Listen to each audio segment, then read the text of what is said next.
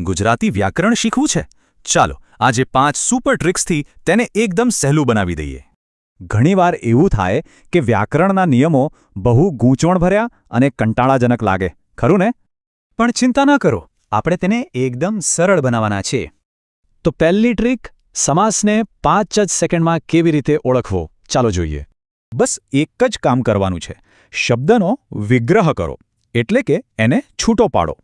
જેવો શબ્દ છૂટો પડશે એનો અર્થ અને પ્રકાર તરત જ સમજાઈ જશે. છે ને સહેલું?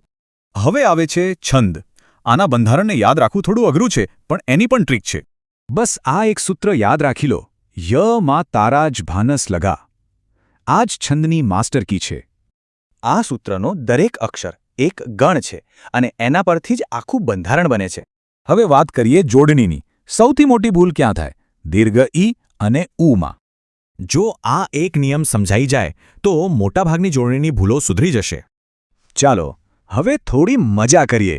અલંકારને તરત જ કઈ રીતે ઓળખી શકાય? જુઓ આ વાક્ય: દમયંતીનું મુખ ચંદ્ર જેવું છે. વિચારો જોઈએ, આ કયો અલંકાર છે? જવાબ છે ઉપમા અલંકાર. જેણે પણ આ વિચાર્યું એકદમ સાચું. કેમ કે અહીં જેવું શબ્દથી મુખ અને ચંદ્રની સીધી સરખામણી કરવામાં આવી છે. બસ આટલું જ. અને હવે છેલ્લી અને 5મી ટ્રીક: કૃદંતના 6 પ્રકારોને ફટાફટ કેવી રીતે યાદ રાખવા. આનો શોર્ટકટ છે ક્રિયાપદના અંતમાં લાગતો પ્રત્યય. બસ એને જ પકડવાનો છે. તો આના પરથી શું સમજાયું? વ્યાકરણ ગોખવાની નહીં, પણ પેટર્ન સમજવાની રમત છે.